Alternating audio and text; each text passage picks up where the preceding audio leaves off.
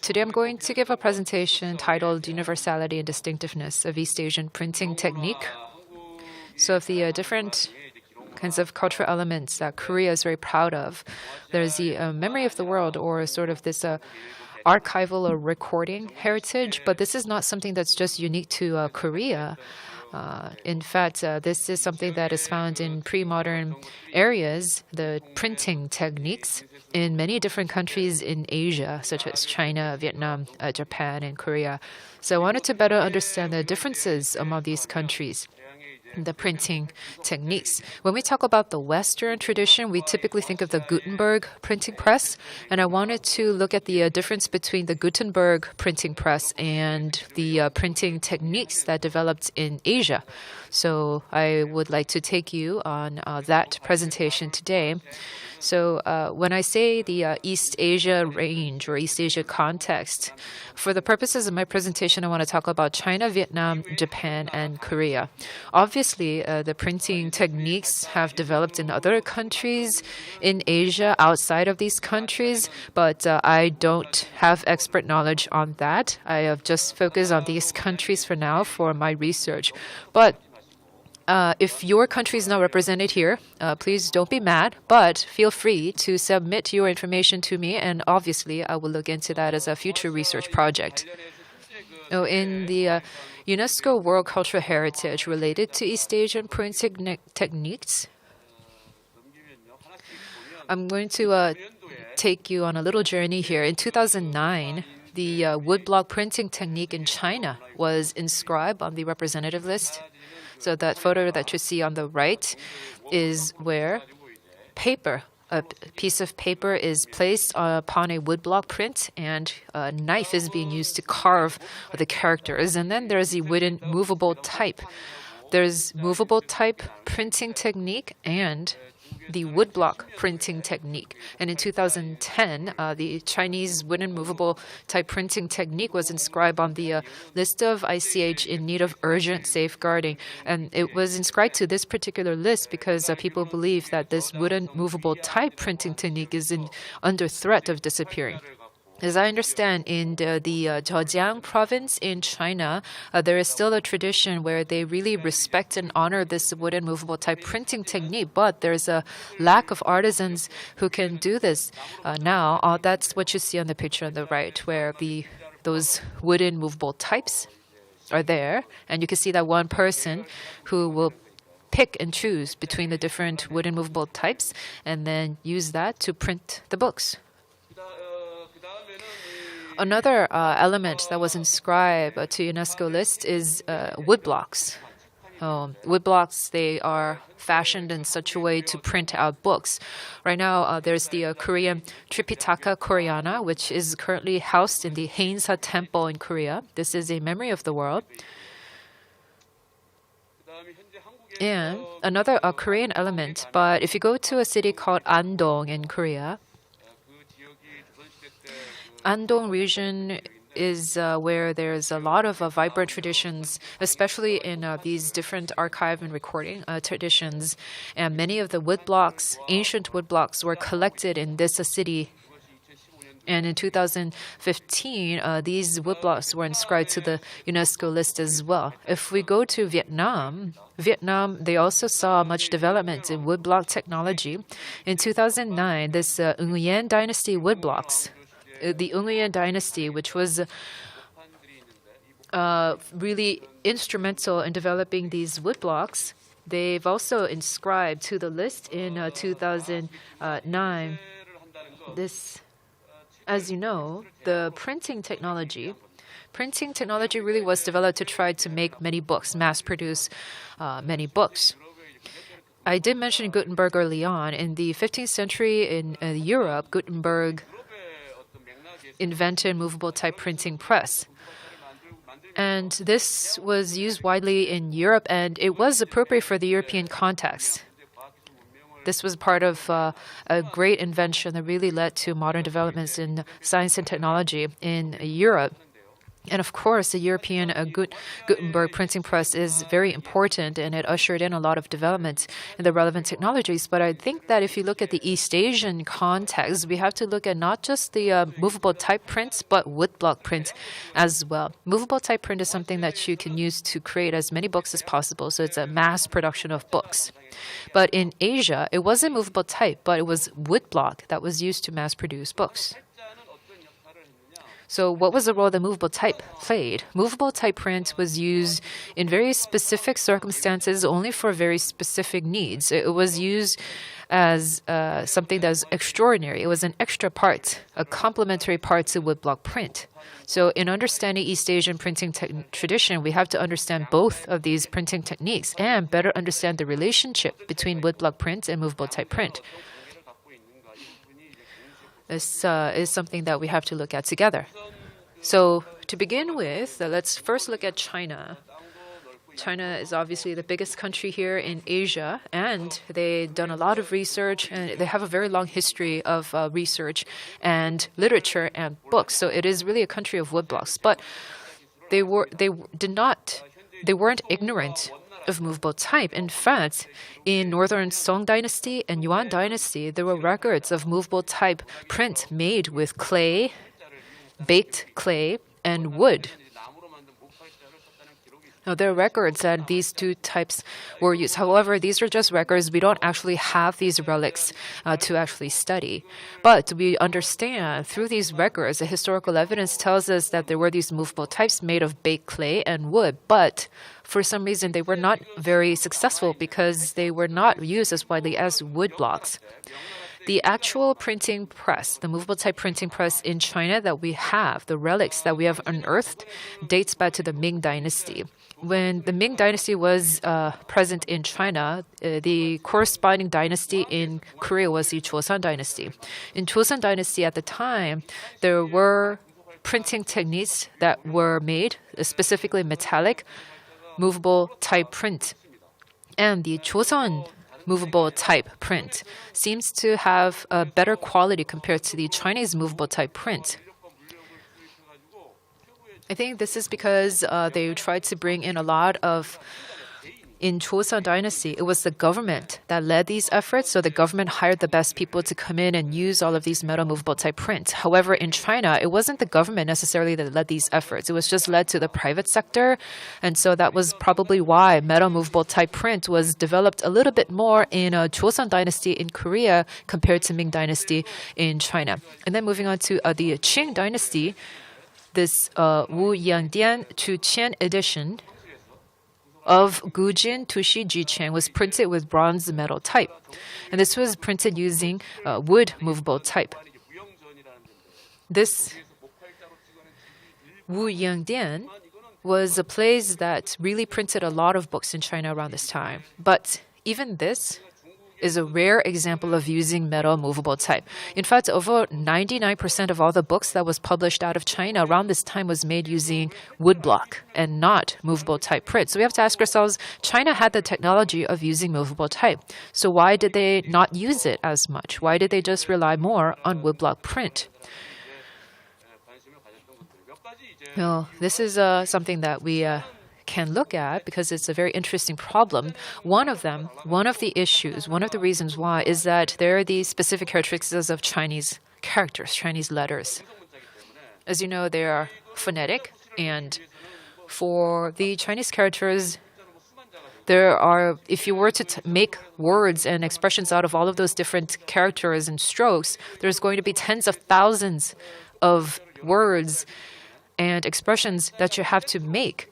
This means that to make a working, viable, movable type printing press, you have to have maybe 10,000 to about 20,000 blocks, 20,000 of these characters. So for a viable, movable type print, it's just going to take so much intense work to create all of that because of the number of characters that exist in the Chinese language. That's obviously a cost burden. And so that's why many artisans in China turn to woodblock because it's obviously so much more cost-effective. And also in China, calligraphy, the beauty of handwriting, is very well regarded. With movable type print, it is very limited in terms of expressing the beauty of this calligraphy. So many of the intellectuals and the elite in China, when they read books made of movable type, they would feel that the calligraphy is not as beautiful as the ones that would get out of woodblock print. And another big issue is that the movable type printing presses in China, there was a failure of standardizing the type size. So for example, for the bronze printing, movable type print, the sizes are all a little bit different from each other. And when you actually print them into a book, that can be difficult to read and it could be very inconvenient.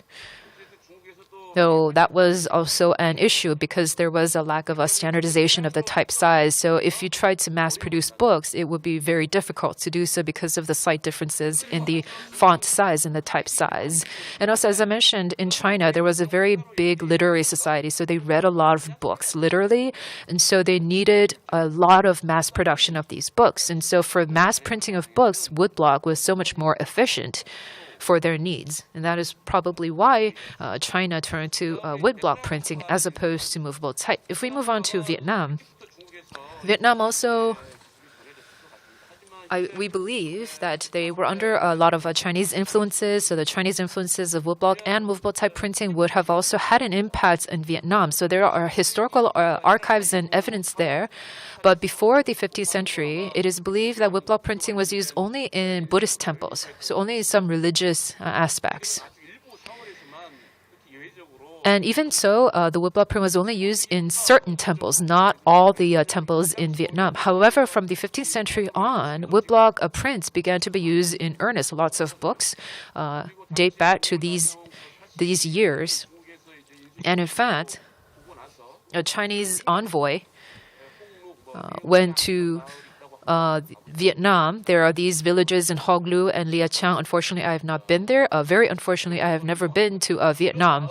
Hopefully I can get to visit there to do this study in person. But in any case, these villages of Hoc Lu or Chag would later develop as artisanal villages where these printing masters would stay there and learn woodblock print technology and transmit that to other people. And as I did mention before, in the 1800s and 1900s, the Nguyen dynasty was very prevalent at the time. And this is when a woodblock carving and print industry was developed to a very high degree, not just in the private sector, but in the temples, in the Buddhist temples as well.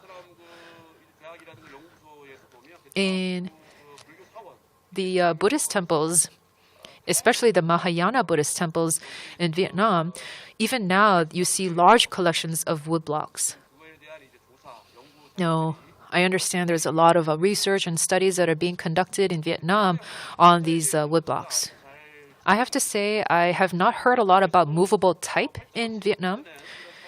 So if any of you know of any cases where movable type print was used widely in Vietnam, I would really benefit from that knowledge because I think that based on what we know so far, it was really woodblocks that they were using in Vietnam. In the case of Japan, it's very similar as well. There's these sutras that were placed in small pagodas and stone pagodas, and through this, we also can understand that Japan also received a lot of the Chinese influences to develop woodblock print, especially in making Buddhist sutras. Right now, in the academic circles, we always want to know who started this first. Where did this come out first? Which country was first, and etc. So I think that, yes, it's also important to understand who did it first, but it's more important to see when it developed very earnestly. When did it flourish in earnest? When did people started using it very prevalently? In the case of Japan, in the 8th century, there was that small sutra that was found dating back to the late 8th century, but then there was a gap of about 200 years. So there's no historical evidence or research that talks about these woodblock prints used for 200 years after that 8th century sutra. Only after the 10th century were more of these evidences found in Japan. So this is around the time when in China was the Song dynasty. The Song dynasty, I think in China Song dynasty, they really had really full-fleshed, well-developed woodblock prints, and that obviously had an influence in many of these surrounding kingdoms. And because of that, we saw that in Japan. We also saw the Tripitaka Koreana come out around this time period in Korea. So this is around the time when we see a lot of woodblock print developed in Japan as well. And a lot of them really came by these Buddhist nuns and Buddhist priests, specifically Mahayana Buddhist priests, who would use this technology to make sutras for their own study and also for study in the Buddhist temples, and also distribute the sutras to many different Buddhist temples across the nation. So this is something that we see develop in earnest in Japan from the 10th century. In Japan, if we look at movable type print, so Japan also used movable type print very early on, but there was this weird issue where they used it for about 10 to about 30 to 50 years, and then there was a gap again. They didn't really use it for a while. And there are lots of legends about when did they first come into contact with movable type print and etc. There is one that's called the Kirishtan books. Kirishtan here is the Japanese word for Christianity. So in Japan, movable type print was used to bring in all of these Kirishtan or Christian books. This is around the time when a lot of missionaries started coming into Japan. This is around 1500s, 1600s, and so on, where a Jesuit priest was sent to Japan, and also this person went to Europe and brought about all of this Western movable type print technique. He returned home to Japan with this technology. This was around 1590. And then with this movable type print technology, in Kyushu, a lot of these books were published, mostly Christian books using movable type prints. And about 30 or so of these editions still remain to this day. This is what the Japanese call Kirishtan editions. And then after that, we see the Edo period reforms of Tokugawa Ieyasu. And in 1612, because of that, Tokugawa Ieyasu issued an anti-Christian edict. And so Christianity could not be worshipped after that edict. And so this was around the time the movable type started to decline as well. And this was also around the time when Japan first invaded Korea in Joseon. When they did that, they brought in a lot of movable type prints and craftsmen. So around this time, if you remember, the metal movable type print was very well developed in Joseon, in Korea. So when Japan invaded Joseon, they brought in a lot of those craftsmen back to Japan, and this was when they started using it a little bit more. This movable type print books, the ancient movable type, became a little bit more regarded in Japan. So, for example, the Geicho Chokuhan imperial decree was laid on the order of Emperor Go-Yozei, where the court, really the royal court, would say that we should do more to use ancient movable type technology. But again, there was a gap after this. So the ancient movable type, after it was brought in from Joseon to Japan, there was a sort of a decline in its use for a while. And again, we have to wonder why. The issue is probably the same in China. It's because in Japanese characters also, they have hiragana and katakana, and they have a lot of characters in their alphabet as well. So it's just physically more difficult to make all of those movable types. And in the Edo period, there was a huge boom in commercialism, so the private sector really became more developed. And there was a lot of publishers that started to come out in Japan around this time. And for better development and distribution of books, they believed that woodblocks was easier and appropriate for them. And so it fell into a decline in the mid-1600s. I think I'm almost running out of time. So now let me lastly move to Korea. In Korea, specifically the Joseon dynasty, we see woodblock print and movable type print develop together. I call this a dual structure, so they would grow, they would develop together in a parallel way. And I thought this was also interesting because, as I mentioned, in China and Japan, yes, they did use movable type for some years, but then after that, there was a decline in using movable type. Whereas in Korea, they used movable type and woodblock together at the same time for many years. So why is that? If we look at the state in Korea, in Joseon Dynasty at the time, they had two needs. They needed to have small-scale production of books and mass production of books. So for small-scale production of books, they would rely on movable type. For mass production, they would rely on woodblock. For the small production of books, this was usually done by the courts, for the royal courts. They would make books, short, small quantity, and then maybe distribute that to some other local governments around the nation. But for mass production, it was done outside of the royal courts, maybe in the private sector. But in any case, across whole of Korea, they used woodblock and movable type together for a very long time, and the development of these two techniques occurred in tandem. So, in the case of East Asia, what really allowed for this printing technique to develop?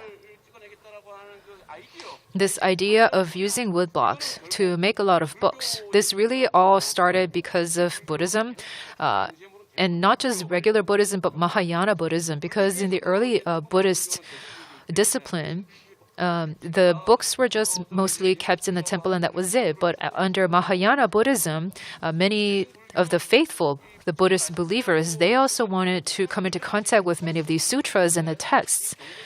These sutras and the texts and the scriptures of Buddha, under Mahayana Buddhism, evangelical work and missionary work also became very important. And so, to make mass production of Buddhist scriptures and Buddhist sutras, they started using woodblocks to do so. And for Mahayana Buddhist believers, this breakaway was symbolic in terms of the traditional Confucian characters. So they wanted to use existing technology to make all of these Buddha's sutras and scriptures. And they saw how efficient it is to use woodblock technology to mass produce all of these sutras and the scriptures. So that really led to the development of the printing technique in East Asia. So I would like to conclude there. Thank you very much.